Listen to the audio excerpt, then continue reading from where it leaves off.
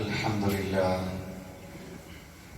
نحمده ونستعينه ونؤمن به ونتوكل عليه ونعوذ بالله من شرور أنفسنا ومن سيئات أعمالنا من يهده الله فلا مضل له ومن يضلله فلا هادي له وأشهد أن لا إله إلا الله وحده لا شريك له وأشهد أن محمدا عبده ورسوله أرسله بالهدى ودين الحق ليظهره على الدين كله ولو كره المشركون اللهم صل على محمد وعلى آل محمد كما صليت على إبراهيم وعلى آل إبراهيم وبارك على محمد وعلى آل محمد كما باركت على إبراهيم وعلى آل إبراهيم إنك حميد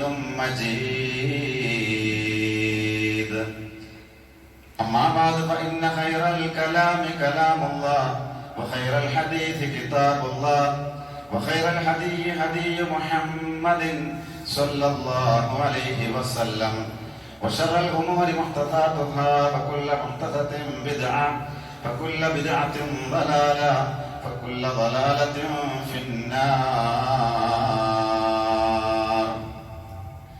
أعوذ بالله من الشيطان الرجيم يا أيها الذين آمنوا اتقوا الله حق تقاته فلا تموتن إلا وأنتم مسلمون بسم الله الرحمن الرحيم مثل الذين ينفقون أموالهم في سبيل الله كمثل حبة أنبتت 7 سنابل في كل سنبلة 100 حبة والله يضاعف لمن يشاء والله واسع عليم.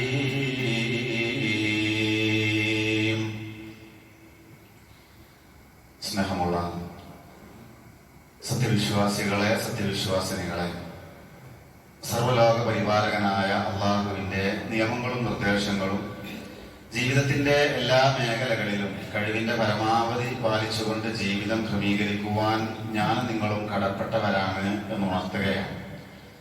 അർഹമുർ-റാഹിമീനായ നാഥൻ അവന്റെ വിധിവിലക്കുകൾ അനുസരിച്ച് ജീവിക്കുന്ന യഥാർത്ഥ വിശ്വാസികളിൽ നമ്മെ എല്ലാവരെയും ഉൾപ്പെടുത്തി അനുഗ്രഹിക്കുമാറാവട്ടെ. വിശുദ്ധ ഖുർആനിലെ 2-ാമത്തെ അധ്യായമായ സൂറത്തുൽ ബഖറയിലെ 261-ാമത്തെ വചനമാണ് ഞാൻ നിങ്ങളെ ഓതിക്കേൾപ്പിച്ചത്.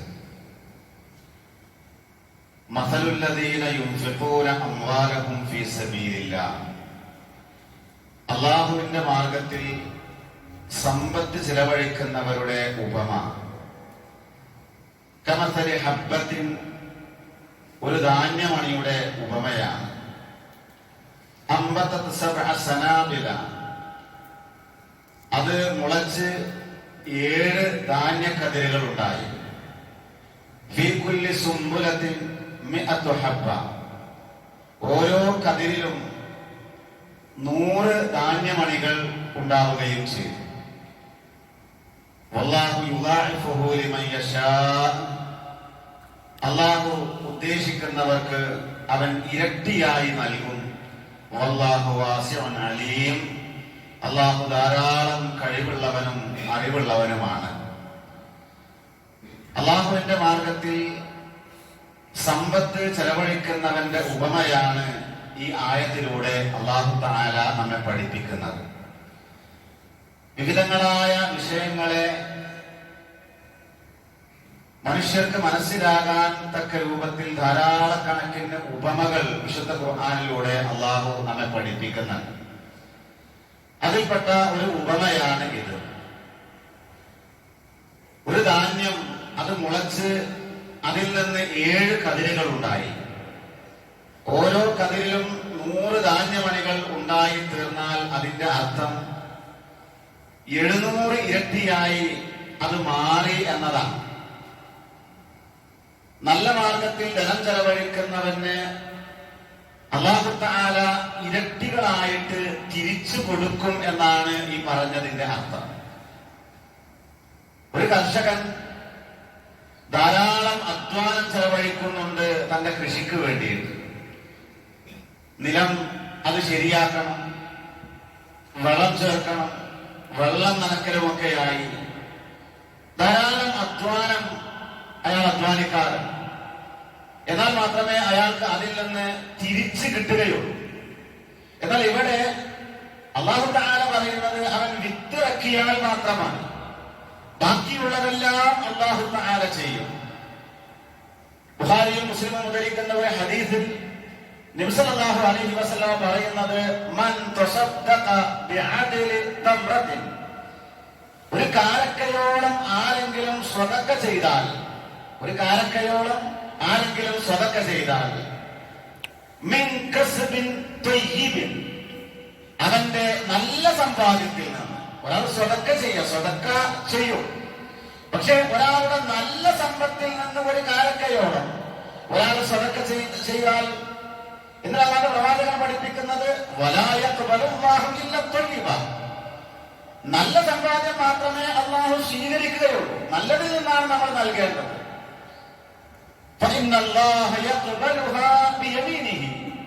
അല്ലാഹു അവന്റെ വലത് കൈകൊണ്ട് അത് സ്വീകരിക്കും. അല്ലാഹുവിന്റെ വലത് കൈകൊണ്ട് അവൻ അത് സ്വീകരിക്കും. എന്നിട്ട് അത് നൽകിയവന് വേണ്ടി അല്ലാഹു തആല വളർത്തും.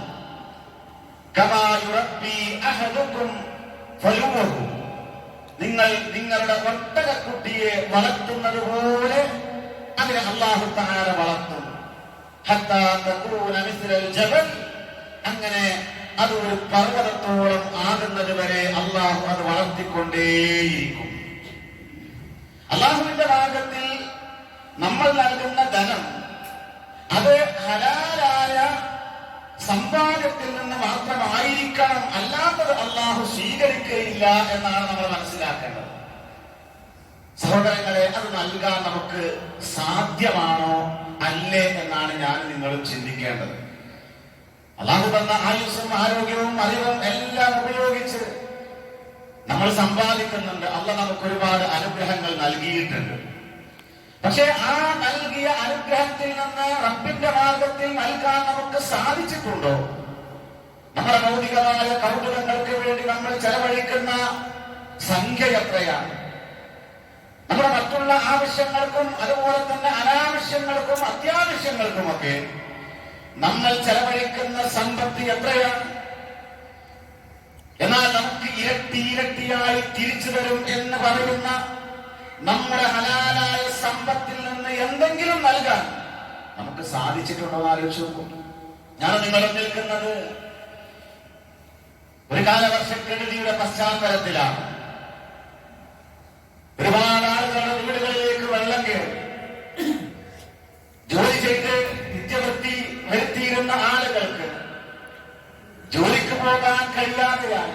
ഒരുപാട് ആളുകളുടെ വീടുകളിൽ വെള്ളം കയറി, വീട് നഷ്ടപ്പെട്ടു. അഭയാർത്ഥി ക്യാമ്പുകളിൽ, ദുരിതാശ്വാസ ക്യാമ്പുകളിൽ കഴിഞ്ഞുകൂടുന്ന ഒരുപാട് സഹോദരങ്ങൾ. ആരാണ് സഹോദരങ്ങളെ? അവർ നമ്മുടെ സഹജീവികളാണ്, നമ്മുടെ കൂടപ്പിറപ്പുകളാണ്. അവർക്കെന്തെങ്കിലും നൽകണമെന്ന് എപ്പോഴെങ്കിലും നമ്മുടെ മനസ്സിൽ തോന്നിയിട്ടുണ്ടോ? ആ നൽകുന്നത് നമ്മുടെ ഹലാലായ സമ്പാദ്യത്തിൽ നിന്ന് നൽകാൻ നമ്മൾ സന്നദ്ധരായോ? ആലോചിക്കണ്ടേ സഹോദരങ്ങളെ? കാലവർഷം മഴ പെയ്യിപ്പിക്കുന്നത് അല്ലാഹുവാണ്, അവന്റെ അനുഗ്രഹമാണ് മഴ. ആ മഴയെ നമുക്ക് ശമിക്കാൻ അവകാശമില്ല. അതുകൊണ്ട് തന്നെ അതിൽ പ്രയാസം അനുഭവിക്കുന്ന ആളുകൾക്ക് അനുഗ്രഹം ചിലർക്ക് പ്രയാസമാവാം. ആ പ്രയാസം അനുഭവിക്കുന്ന സഹജീവികളെ സഹായിക്കുക എന്നത് നമ്മുടെ ബാധ്യതയാണ്. നമുക്ക് നൽകാൻ സാധിക്കണം. പക്ഷെ പലപ്പോഴും നമ്മളത് നൽകുമ്പോൾ നമ്മുടെ മനസ്ഥിതി എന്താണ് എന്ന് ഞാനും നിങ്ങളും നോക്കണം. ഇന്ന് പള്ളിയിൽ ഒരു കളക്ഷൻ നടക്കുന്നുണ്ട്. ഞാനത് പറയാൻ വേണ്ടിയിട്ടല്ല, സാന്ദർഭികമായി സൂചിപ്പിക്കുകയാണ്. ദുരിതാശ്വാസ ക്യാമ്പുകളിൽ കഴിയുന്ന, പ്രളയക്കെടുതി വല്ലാതെ പ്രയാസപ്പെടുന്ന ആളുകൾക്ക് അവർക്കൊരാശ്വാസം എന്ന നിലക്ക് നമ്മളിതാ ജുമുഅ കഴിഞ്ഞ ഒരു കളക്ഷൻ ഇവിടെ നടത്തുകയാണ്. അവർക്ക് വേണ്ടിയിട്ടാണ്. എന്തിനു വേണ്ടിയിട്ടാണ്? നമ്മുടെ ബാധ്യതയാണ്. പടച്ചോൻ നമ്മളെ ഏൽപ്പിച്ചതാണ്. പടച്ചോൻ നമ്മളെ പരീക്ഷിക്കണം. അത് നൽകുമ്പോ പ്രിയപ്പെട്ടവരെ, അതൊന്നും എന്റെ പണിയൊന്നുമല്ല, ഞാനൊന്നും നൽകേണ്ട ആളൊന്നല്ല. അതൊക്കെ മണത്തിലെ പ്രധാനിമാരും പണക്കാരും മാത്രം നൽകേണ്ടതാണ് എന്ന ചിന്ത അങ്ങനെ ഉണ്ടായിക്കൂടാ. നമുക്കുള്ളതിൽ നിന്ന് നൽകാൻ നമുക്ക് സാധിക്കണം. ആ നൽകുന്നത് നല്ലതായിരിക്കണം. അപ്പോഴാണ് ഇത് പുണ്യമായി മാറുന്നത്.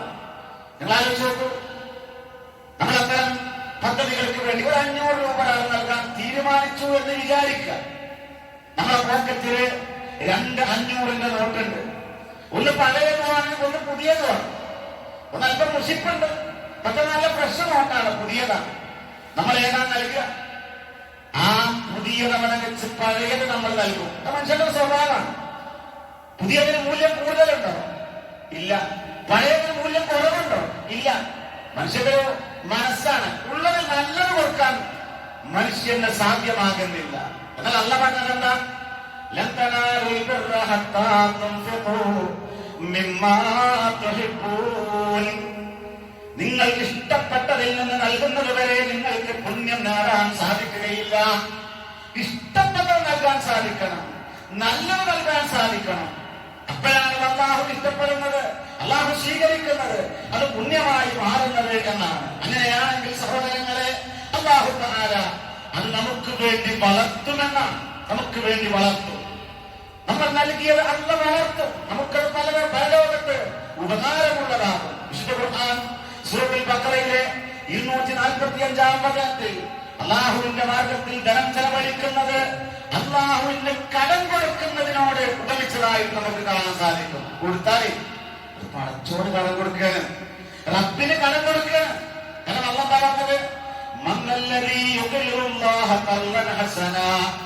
അല്ലാഹുവിന് നല്ല കടം കൊടുക്കുവാൻ ആരാണുള്ളത്? ഫയുആഇഫുഹു ലഹു അദ്ആഫൻ കസീറാ. എങ്കിൽ അല്ലാഹു തആല അത് ഇരട്ടികളായി തിരിച്ചു കൊടുക്കും. റബ്ബിന്റെ മാർഗത്തിൽ ഒരാൾ കടം കൊടുത്താൽ, അല്ലാഹു കടം കൊടുത്താൽ അത് ഇരട്ടികളായിട്ട് അല്ലാഹു തിരിച്ചു തരുമത്രേ. വല്ലാഹു യഖ്ബിറു വയബ്സുതു. അല്ലാഹുവാണ് പിടിച്ചു വെക്കുന്നവനും വിട്ടുകൊടുക്കുന്നവനും. വഇലൈഹി തുർജഊൻ. അവനിലേക്കാണ് നിങ്ങൾ മടക്കപ്പെടുന്നത്. വിശുദ്ധ ഖുർആനിലൂടെ അല്ലാഹു നമ്മളെ പഠിപ്പിക്കുന്നതെന്ന് ആലോചിച്ചു നോക്കൂ. കടം കൊടുക്കാൻ പലർക്കും മടിയാണ്. നമ്മളോട് കടം ചോദിച്ചാൽ ഒരു തവണയൊക്കെ കൊടുക്കും, കൊടുക്കാൻ പല ആൾക്കാർക്ക് മടിയാണ്. കാരണം എന്താ? അത് തിരിച്ചു കിട്ടുമോ എന്ന കാര്യത്തിൽ സംശയം ഉണ്ടാവും. ചിലത് അങ്ങനെയാണ്. എന്നാൽ ഒരുപാട് ഇരട്ടികളായിട്ട് അത് തിരിച്ചു കിട്ടും എങ്കിൽ അയാൾക്ക് കടം കൊടുക്കാൻ എല്ലാവർക്കും ഇഷ്ടമായിരിക്കും. ഒരു കച്ചവടക്കാരൻ പറയാം, നിങ്ങൾ എന്റെ സ്ഥാപനത്തിന് സമ്പത്ത് നിക്ഷേപിച്ചോളൂ, നിങ്ങൾക്കത് ലാഭം ഇതാ ഇഷ്ടംപോലെ തരാം. ക്യൂ നിൽക്കുന്ന ആൾക്കാർ അവിടെ കൊണ്ടുപോയി ഡെപ്പോസിറ്റ് ചെയ്യാൻ. അത് പോകും, കിട്ടൂല എന്ന് തോന്നുകയാണെങ്കിൽ ആരും ആ വഴിക്ക് പോകൂല. സഹോദരങ്ങളെ, എന്നാൽ അല്ലാത്തൊരാൾ കടം കൊടുത്താൽ അല്ലാഹുവിന്റെ മാർഗത്തിൽ എന്തെങ്കിലും നൽകിയ നമ്മുടെ നിയ്യത്ത് അല്ലാഹു നോക്കുന്നത്. ഇന്നല്ലാഹ ലാ യൻദുറു ഇലാ അജ്സാദികും വലാ ഇലാ സുവരികും വലാകിൻ യൻദുറു ഇലാ ഖുലൂബികും വഅമാലികും. അല്ലാഹു നോക്കുന്നത് നമ്മുടെ ജസദിലേക്കോ നമ്മുടെ വേഷഭൂഷാദികളിലേക്കോ അല്ല. വലാകിൻ യൻദുറു ഇലാ ഖുലൂബികും, നമ്മുടെ മനസ്സിലേക്കാണ് നോക്കുന്നത്. നമ്മൾ കൊടുക്കുമ്പോൾ നമ്മുടെ മനസ്സെന്താ? പടച്ചോനെ എനിക്ക് പരലോകത്ത് ഉപകാരം ഉണ്ടാവണം, ആ മനസ്സോട് കൂടെ കൊടുത്തു.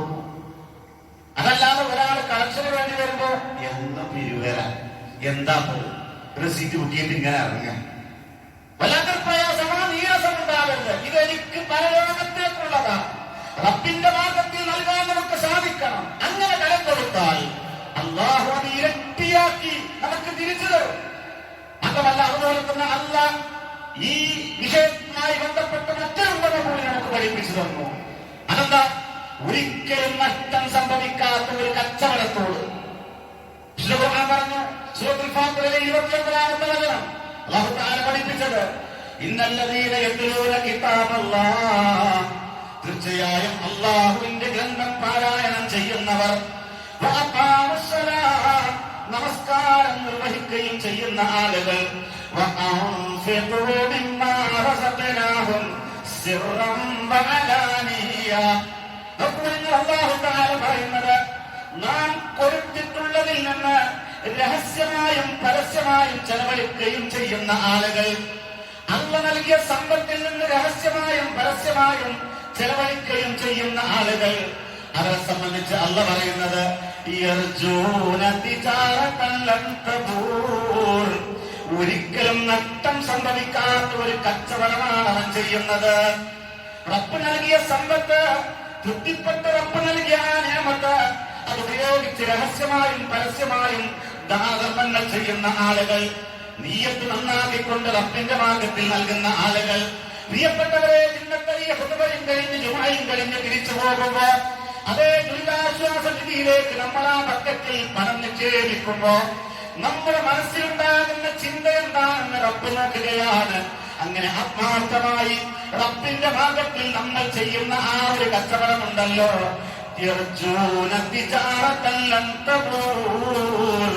ഒരിക്കലും നഷ്ടം സംഭവിക്കാത്ത ഒരു കച്ചവടമാണത്.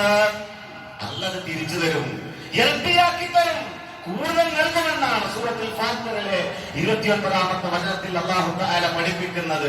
എല്ലാ കച്ചവടക്കാരുടെയും ആഗ്രഹം നഷ്ടം സംഭവിക്കരുതേ എന്ന്, ലാഭം ലഭിക്കണം എന്ന് തന്നെയാണ്. നന്നായി ആലോചിച്ച് പലരോടും അഭിപ്രായങ്ങൾ ആരാഞ്ഞതിന് ശേഷമേ കച്ചവടത്തിലേക്ക് ഒരാൾ ഇറങ്ങുള്ളൂ. അതിനെക്കുറിച്ച് നന്നായി പഠിച്ചതിന് ശേഷം, കാര്യങ്ങൾ നന്നായി അറിയുന്ന ഒരാൾ ഒരിക്കലും നിങ്ങൾക്ക് നഷ്ടം സംഭവിക്കയില്ല എന്ന് ആ കാര്യകാരണ സഹിതം നമ്മളോട് പറഞ്ഞാൽ പിന്നെ നമ്മൾ കൂടുതലൊന്നും ആലോചിക്കൂല, അതിലേക്ക് പണം ചെലവഴിക്കും, ആ കച്ചവടം നമ്മൾ തുടങ്ങും. ഇവിടെ അല്ലാഹു തആല നമ്മളോട് പഠിപ്പിക്കുക, അങ്ങനെ പടച്ചവന്റെ മാർഗ്ഗത്തിൽ കൊടുക്കുക. കാര്യങ്ങൾ ഇത്രത്തോളം അറിയുന്ന വേറെ ആരാളുള്ളത്? അല്ലാഹു നമ്മളോട് പറയാം, കൊടുത്തോളും, കൊടുത്താൽ നഷ്ടപ്പെടൂല. ഇവിടെ സഹോദരങ്ങളെ, 3 ഉദാഹരണങ്ങളാണ് ഈ വിഷയത്തിൽ അല്ലാഹു തആല വിശുദ്ധ ഖുർആനിലൂടെ പഠിപ്പിച്ചത്. ഒന്ന്, 700 ഇരട്ടി വരെ ലഭിക്കുന്ന ധാന്യമണിയോർ, അത്തരത്തിലുള്ള ഒരു ഉദാഹരണം. ഇരട്ടികളായി തിരിച്ചു കിട്ടുന്ന കടത്തോട് അല്ലാഹു അതാ മറ്റൊന്ന് ഉപമിച്ചു. ഒരിക്കലും നഷ്ടം സംഭവിക്കാത്ത നല്ല ലാഭം ലഭിക്കുന്ന കച്ചവടം, അല്ലാത്ത മാർഗത്തിൽ ധനം ചെലവഴിക്കുന്നതിനെ കുറിച്ചാണ് പഠിപ്പിക്കുന്നത്. എന്നിട്ടും സഹോദരങ്ങളെ, എന്തുകൊണ്ടാണ് മനുഷ്യൻ ഈ ഒരു വിഷയത്തിൽ അമാന്തം കാണിക്കുന്നത്? നമുക്ക് എന്താ നൽകാൻ സാധിക്കാത്തത്? എന്താ മനസ്സ് തോന്നാത്തത്? ഒന്നാമത്തെ കാരണം എന്ന് പറയുന്നത് ധനത്തോടുള്ള മനുഷ്യന്റെ അമിതമായ ആഗ്രഹമാണ്, മനുഷ്യന്റെ അമിതമായ ആർത്തിയാണ്. അത് വിശുദ്ധ ഖുർആൻ തന്നെ പഠിപ്പിച്ചു തരുന്നുണ്ട്. മനുഷ്യരെ അത് കൊടുത്താൽ തീർന്നു പോകുമോ? ദുനിയാവിൽ വേറെ പലതിലൂടെ മനുഷ്യന് മോഹമുള്ളത്, ഭൗതികമായ കൗതുകങ്ങളിലാണ് മനുഷ്യൻ വിഹരിക്കുന്നത്. അല്ലാഹു പറഞ്ഞില്ലേ, ഇഷ്ടപ്പെട്ട വസ്തുക്കളോടുള്ള സ്നേഹം മനുഷ്യർക്ക് ഒരു അലങ്കാരമായി തോന്നിയിരിക്കുന്നു. ചില ആൾക്കാർക്ക് അങ്ങനെയാണ്. അല്ലാഹു ആ കാലത്തുള്ള ചില കാര്യങ്ങൾ പറഞ്ഞു. ഇതിനെന്താ പറഞ്ഞത്? മിനൻ നിസാഇ വൽ ബനീൻ. ചില ആളുകൾക്ക് ഭാര്യമാരായിരിക്കും അവരുടെ ഒരു വീക്ക്നെസ്. അവർക്ക് വേണ്ടി എന്ത് ചെലവഴിക്കാൻ, അതിന്റെ ആ ഒരു അവരുടെ ആവശ്യങ്ങൾ, മക്കൾക്ക് വേണ്ടി, അങ്ങനെയല്ലോ, മക്കളുടെ പഠനത്തിന് വേണ്ടി ഒക്കെ ചെലവാക്കണം. അത് മാത്രമായിരിക്കും ചില ആളുകളുടെ ലക്ഷ്യം എന്ന് പറയുന്നത്. ചില ആളുകൾ കുമാരമായി കൂട്ടിയ സ്വർണ്ണവും വെള്ളിയുമായിരിക്കും ചില ആൾക്കാർക്ക് കൗതുകം. അങ്ങനെയല്ലോ, ചില ആളുകള് വാഹനം അത് പുതിയ പുതിയ മോഡലുകളെ മാറ്റിക്കൊണ്ടിരിക്കും, വീട് മോഡൽ മാറ്റിക്കൊണ്ടിരിക്കും. എവിടെയൊക്കെയാണോ അവരുടെ ചില യാത്രകളായിരിക്കും. അതിലൊക്കെ പണം ചെലവഴിക്കാൻ ഒരു പ്രയാസം ഉണ്ടാവില്ല. എന്നാൽ നല്ല കാര്യത്തിൽ ചോദിച്ചു നോക്കും, ഒരു പള്ളി നിർമ്മാണത്തിന്, ഒരു പാവപ്പെട്ടവരുടെ വീട് കെട്ടിവീഞ്ഞു കൊടുക്കാൻ, അതല്ലെങ്കിൽ മറ്റൊരു ധാമാപ്രവർത്തനം ചോദിച്ചു നോക്കൂ. പലപ്പോഴും അതിന്റെ വിമുഖത കാണിക്കും. അവർ ഭൗതികമായ ഫലവുമാണ് അവന് ഇഷ്ടമായി തോന്നുന്നത്. അതുപോലെ തന്നെ കുതിരകൾ, കന്നുകാലികൾ, കൃഷിയിടങ്ങൾ, ഇതൊക്കെയാണ്. നമ്മളെ കുറിച്ച് ഇങ്ങനെ ആലോചിച്ചാൽ മതി. ഞാൻ കുറ്റപ്പെടുത്താൻ ആക്ഷേപിക്കാനല്ല, പൊതുവെ സമൂഹത്തിൽ അങ്ങനെ ഒരു നല്ല കാര്യത്തിന് അങ്ങനെയൊക്കെ ഒരാളിങ്ങനെ ഇറങ്ങിത്തിരിച്ച് ആ രൂപത്തിൽ സ്വതക്ക കൊടുക്കാൻ, ദാനധർമ്മങ്ങൾ നൽകാൻ ഇവർക്ക് വേറെ പണിയൊന്നുമില്ലേ? ഇവരിങ്ങനെ കുറെ ആഖിറ തൊഴിലാളികളായിട്ട് ഇങ്ങനെ നടക്കുകയാണ്. വേറെ ഭൗതികമായ മറ്റുള്ള പല വിഷയങ്ങൾക്കും പണം ചെലവഴിക്കാൻ ഒരു പ്രയാസമല്ല. വീട്ടിൽ കല്യാണം നടക്കുകയാണ്. ഒരു കല്യാണം നടക്കുകയാണെങ്കിൽ ഇതിന് അത്യാവശ്യം പരിമത്തിലുള്ള വിഭവങ്ങൾ കൊടുക്കണം. പക്ഷെ അതിൽ മറ്റുള്ളവരെ പെരുമ്പറ കാണിക്കാൻ വേണ്ടിയിട്ട് നമ്മുടെ ആ ഒരു നിലവാരം അത് മറ്റുള്ളവരെ ആളോടെ കാണിക്കാൻ തക്കാത്തിട്ട് വേണ്ടി എത്ര ചെലവാക്കുന്ന സഹോദരങ്ങളെ. മഞ്ഞ കല്യാണം, നീല കല്യാണം, മൈലാഞ്ചി കല്യാണം, ഇതിനൊരു കൂട്ടി പൊടിക്കാൻ ഒരു പ്രയാസം. ഇത് അതേ സമയം നല്ലൊരു മാർഗത്തിൽ കൊടുക്കാനോ അപ്പൊ ഒന്നും ഉണ്ടാവില്ല. അത് മനുഷ്യനാവസ്ഥ. എന്നാൽ അല്ല പറയാം, ഇതൊക്കെ ഇവിടെ അവസാനിപ്പിച്ച് നമ്മൾ പോകേണ്ടിയിരുന്നു. ഇതൊക്കെ ഇവിടെ അവസാനിപ്പിച്ചു കൂടിയത് നമ്മൾ കൊടുത്ത് അത് മാത്രമേ നമുക്ക് ബാക്കിയാവുള്ളൂ. അല്ലാഹു തആല തുടർന്ന ആയത്തിൽ പറഞ്ഞത് അതൊക്കെ ഇഹലോക ജീവിതത്തിലെ വിഭവങ്ങൾ മാത്രമാണ്. നല്ല മടക്കസ്ഥലം അല്ലാഹുവിന്റെ അടുക്കലാണ്. പ്രിയമുള്ളവരെ, ഞാൻ നിങ്ങളോട് ചിന്തിച്ചു നോക്കേണ്ട ഗൗരവകരമായ ഒരു വിഷയമാണത്.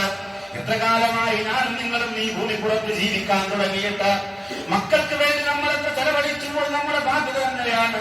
കുടുംബത്തിന് വേണ്ടി, വീടിന് വേണ്ടി, വാഹനങ്ങൾക്ക് വേണ്ടി, യാത്രകൾക്ക് വേണ്ടി, ഭൗതികമായ വിഭവങ്ങൾക്ക് വേണ്ടി നമ്മളൊക്കെ ചെലവഴിച്ചു, എത്ര അധ്വാനിച്ചു, എത്ര സമയം ചെലവഴിച്ചു. പക്ഷേ നമ്മൾ അധ്വാനിച്ച ആ അധ്വാനത്തിന് മുഴുവൻ വിഭവങ്ങളും നമുക്ക് ആസ്വദിക്കാൻ സാധിക്കുന്നുണ്ടോ? അല്ല പറയുകയാണതാ, അതൊക്കെ ഈ ഇഹലോക ജീവിതത്തിലെ വിഭവങ്ങൾ മാത്രമാണ്, ദുനിയാവിലെ വിഭവങ്ങൾ മാത്രമാണ്. എന്നാൽ കപ്പിലേക്കുള്ള ഒരു മടക്കമുണ്ട്. പണിതീരാത്ത വീടും, പറക്കമുറ്റാത്ത മക്കളും, വിട്ടിയിട്ടില്ലാത്ത കടങ്ങളും, തീർന്നിട്ടില്ലാത്ത ആഗ്രഹങ്ങളും എല്ലാം ബാക്കിയാക്കിയിട്ട് നമുക്കൊരു യാത്ര പോകാനുണ്ട്. പ്രിയപ്പെട്ടവരെ, ആ യാത്രയിൽ നമുക്ക് സന്തോഷം ഉണ്ടാവേണ്ടതുണ്ട്. ഈ ദുനിയാവിൽ എത്രയൊക്കെ സമ്പാദിച്ചാലും, എത്രയൊക്കെ വിഭവങ്ങൾ നിങ്ങൾക്കുണ്ടായിരുന്നാലും ശരി, അല്ലാഹു തആല തിരിച്ചു വിളിക്കുമ്പോ എല്ലാം വിട്ടേച്ചുകൊണ്ട് ഞാൻ നിങ്ങളും പോകേണ്ടതുണ്ട്. അപ്പോൾ നിങ്ങൾ നമ്മുടെ മൊബൈൽ ഫോൺ നമ്മുടെ പോക്കറ്റിലുണ്ട്, കൈകളിലുണ്ട്, നമ്മുടെ ബാങ്ക് ബാലൻസുകൾ അവിടെയുണ്ട്. എല്ലാം ബാക്കിയാക്കിയിട്ട് നമ്മളങ്ങ് തിരിച്ചു പോകേണ്ടി വരും. നിശ്ചയിക്കപ്പെട്ട നിശ്ചല എന്ന് പറയുന്ന മരണം. പ്രിയപ്പെട്ടവരെ, ഈ ശ്വാസമങ്ങ് നിന്ന് കഴിഞ്ഞാൽ പിന്നെ കാണുന്ന കാഴ്ചകൾ ഈ കാഴ്ചയല്ല, പിന്നെയുള്ള അനുഭവം ഈ അനുഭവമല്ല, പിന്നെയുള്ള കേൾവി ഈ കേൾവിയല്ല. പ്രിയപ്പെട്ടവരെ, എത്ര സമ്പാദിച്ചിട്ടും അതെല്ലാം ആസ്വദിക്കാൻ മനുഷ്യന് കഴിയണമെന്നില്ല. നമുക്ക് അല്ലാഹു നിശ്ചയിച്ച ആ ആയുസ് എത്രയുണ്ട് എന്ന് നമുക്ക് അറിഞ്ഞുകൂടല്ലോ. എല്ലാം ഉപേക്ഷിച്ചുകൊണ്ട് പരലോകത്തേക്ക് യാത്ര പോകേണ്ടി വരുമ്പോ എന്താണ് നമുക്കുണ്ടാവുക? അതുകൊണ്ടാണ് അല്ലാഹുവിന്റെ പ്രവാചകൻ നമ്മളോട് പഠിപ്പിച്ചത്,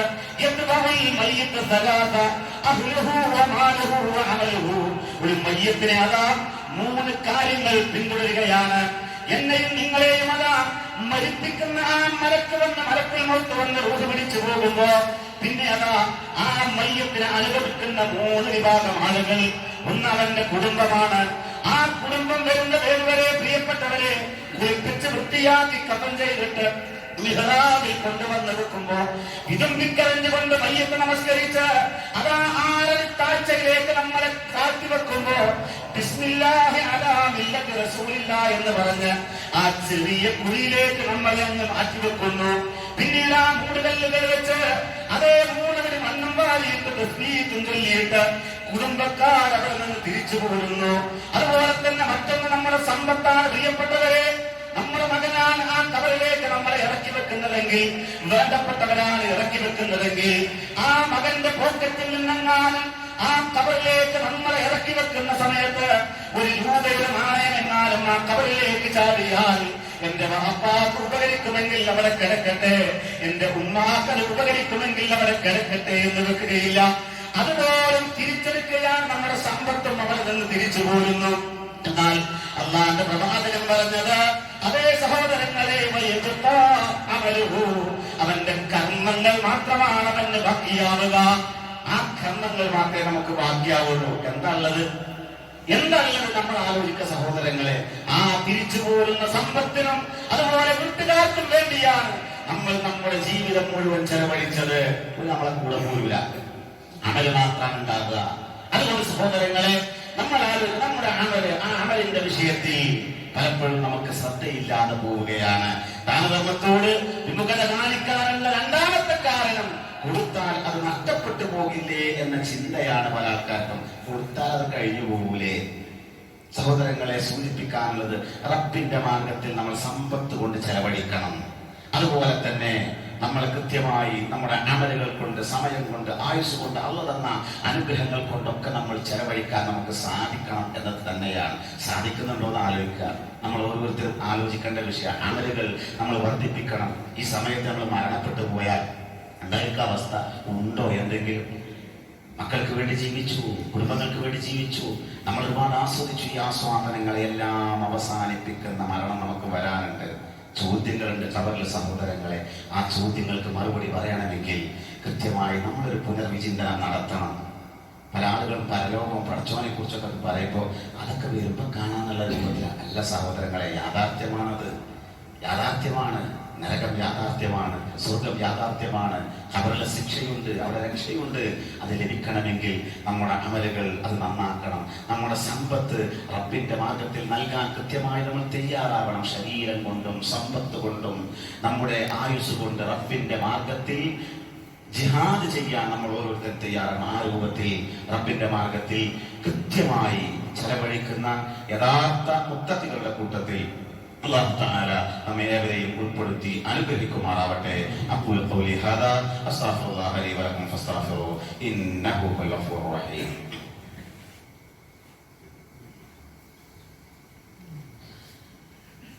അൽഹംദുലില്ലാഹ് ഹംദൻ കസീറൻ തയ്യിബൻ മുബാറകൻ ഫീഹി.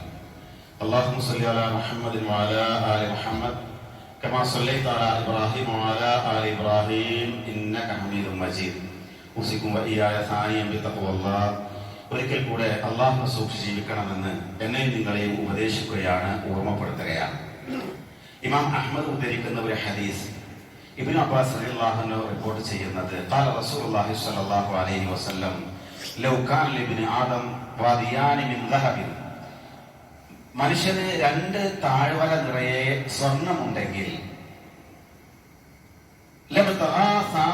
മൂന്നാമതൊന്നു കൂടി ലഭിച്ചിരുന്നെങ്കിൽ എന്നവൻ ആഗ്രഹം. അത് മനുഷ്യന്റെ ഒരു സ്വഭാവമാണ്. മനുഷ്യന്റെ വയറ് നിറയണമെങ്കിൽ മണ്ണ്, അഥവാ മരിക്കന്നെ വേണം എന്നാണ്. മണ്ണിന് മാത്രമേ അവന്റെ ആ ഒരു വയറ് നിറക്കാൻ സാധിക്കുള്ളൂ എന്നാണ്. അഥവാ എത്ര കിട്ടിയാലും മതി വരാത്ത മനുഷ്യന്റെ സമ്പത്തിനോടുള്ള ആർത്തിയെ സംബന്ധിച്ചാണ് റസൂൽ സല്ലല്ലാഹു അലൈഹി വസല്ലം ഇവിടെ പഠിപ്പിച്ചത്. മനുഷ്യന്റെ വയറ് നിറക്കാൻ മണ്ണിനെ കഴിയൂ എന്നതിന്റെ ഉദ്ദേശം ഇതെല്ലാം വിട്ട് നമ്മൾ ഈ ശ്വാസം നിന്ന് ഖബറിലെത്തുകയും ആ മണ്ണിലേക്ക് വെക്കുകയും ചെയ്യുമ്പോൾ മാത്രമേ മനുഷ്യന്റെ ആ ആർത്തി തീരുകയുള്ളൂ എന്നാണ് സഹോദരങ്ങളെ. അതുകൊണ്ട് തന്നെ ബുഖാരി മുസ്ലിം ഉദ്ധരിക്കുന്ന മറ്റൊരു ഹദീസിൽ അബൂ ഹുറൈറ റളിയല്ലാഹു അൻഹു റിപ്പോർട്ട് ചെയ്യുന്നതായി കാണാൻ സാധിക്കും. ഒരിക്കൽ ഒരു മനുഷ്യൻ വന്നുകൊണ്ട് ഇങ്ങനെ ചോദിച്ചു. ഒരാൾ വന്നിട്ട് ചോദിക്കുകയാണ്, യാ റസൂലല്ലാഹ്, പ്രവാചകനോട് ചോദിക്കുന്നത്, അയ്യു സ്വദഖത്തി അഅ്ളമു അജ്റ, ഏറ്റവും അധികം പ്രതിഫലം ലഭിക്കുന്ന സ്വതക്ക ഏതാണ്? ഖാല റസൂലുള്ളാഹി സ്വല്ലല്ലാഹു അലൈഹി വസല്ലം അൻ തസദ്ദഖ വ അൻത സ്വഹീഹുൻ ശഹീഹുൻ തഖ്ശൽ ഫഖറ. നീ ആരോഗ്യവാനാണ്, പക്ഷെ ദാരിദ്ര്യത്തെ നീ ഭയപ്പെടുന്നുണ്ട്. പിശുക്ക് കാണിക്കാനുള്ള ഒരു മനസ്സുണ്ട്. അത്തരം സന്ദർഭത്തിൽ നീ നൽകുന്ന സ്വതക്ക എന്ന് പറഞ്ഞാൽ അത്യാവശ്യത്തിനുള്ള സമ്പത്തൊക്കെ നമ്മുടെ കയ്യിലുണ്ട്, അവനവന് ആവശ്യത്തിനുള്ളത്. അത് നീ മറ്റൊരു മാർഗത്തിൽ ഞാൻ ചെലവാക്കിയാൽ അതിற்கு നഷ്ടപ്പെട്ടു പോകുമോ എന്നൊരു ബേജാറ്. അപ്പൊ കൊടുക്കുന്ന ഒരു സ്വതക്ക ഉണ്ടല്ലോ, അതാണ് ഏറ്റവും നല്ല സ്വതക്ക എന്ന. കഴിയോ സഹോദരങ്ങളെ? നമുക്ക് ജുമുഅ കഴിഞ്ഞ് ഭക്ഷണം കഴിക്കാനേ നമ്മളിങ്ങനെ ഒരു ഹോട്ടലിൽ കയറുമ്പോൾ ഇതൊരു സ്പെഷ്യൽ എടുക്കണം എന്ന് വിചാരിച്ചിരുന്ന അത് വേണ്ട, ഇന്ന് ആ ദുരിതാശ്വാസ ക്യാമ്പിലേക്ക് അതിനുള്ള വിഭവം എന്റെ ആ ഒരു ഭാഗം ഞാൻ അത് കുറച്ചിട്ട് അത് നൽകാൻ ഞാൻ റെഡിയാണ്. തീരുമാനം എടുക്കാം. നമുക്ക് നഷ്ടപ്പെട്ടു പോകുമോ എന്ന അത്തരത്തിലുള്ള ഒരു അവസ്ഥ സഹോദരങ്ങൾ നമുക്കുള്ളതിൽ നിന്ന് നൽകാൻ നമുക്ക് സാധിക്കണമെന്നാണ്. ഇത് പല ആളുകൾക്കും ഇല്ലാത്തതും അത് തന്നെയാണ്. ഇതൊന്നും എന്റെ ബാധ്യതയല്ല എന്ന രൂപത്തിൽ. അതുപോലെ തന്നെ കൊടുക്കുമ്പോൾ ഏറ്റവും മോശപ്പെട്ടതല്ല കൊടുക്കേണ്ടത്, നല്ലത് കൊടുക്കുക. അത് അല്ലാഹു തആല ഇരട്ടിയാക്കിയിട്ട് നമുക്ക് നൽകുകയും ചെയ്യും. ആ നിലക്ക് നമ്മൾ ദാനധർമ്മത്തിന് നമ്മുടെ മനസ്സിൽ ഒരു സ്ഥാനമുണ്ടാക്കണം. മറ്റുള്ള ഇബാദത്തുകളൊക്കെ ഉണ്ടാവും, പക്ഷെ ദാനധർമ്മത്തിന്റെ വിഷയം വരുമ്പോൾ അതിലൊരു വല്ലാത്തൊരു വിമുഖത കാണിക്കുന്ന ചില ആളുകളെ കാണാം. സഹോദരങ്ങളെ, അത് മാറ്റിയെടുക്കുക. അതിനെന്താ ചെയ്യേണ്ടത്? പടച്ചവനോട് പ്രാർത്ഥിക്കുക. പടച്ചവനെ ഹൃദയം വിശാലമാക്കണേ എന്ന് പ്രാർത്ഥിക്കുക. നിങ്ങൾ പിശുക്കിനെ സൂക്ഷിക്കണം എന്നാണ്. കാരണം അത് നമ്മുടെ കർമ്മങ്ങളെ നശിപ്പിച്ചു കളയും. അതുകൊണ്ട് അള്ളാഹുവിന്റെ മാർഗത്തിൽ ചെലവഴിക്കുക, അള്ളാഹു തആല അവന്റെ മാർഗത്തിൽ ചെലവഴിക്കുന്ന, അവൻ തൃപ്തിപ്പെടുന്ന, ഇരട്ടിയായി തിരിച്ചു നൽകുന്ന അത്തരത്തിലുള്ള പ്രതിഫലം ലഭിക്കുന്ന മഹാഭാഗ്യവാന്മാരിൽ നാം ഏവരെയും ഉൾപ്പെടുത്തി അനുഗ്രഹിക്കുമാറാവട്ടെ. അള്ളാഹു ഞങ്ങളിൽ നിന്ന് വന്നുപോയി എല്ലാ തെറ്റുകളും കുറ്റങ്ങളും നിന്റെ മഹത്തായ ഫضل കൊണ്ട് നീക്കും.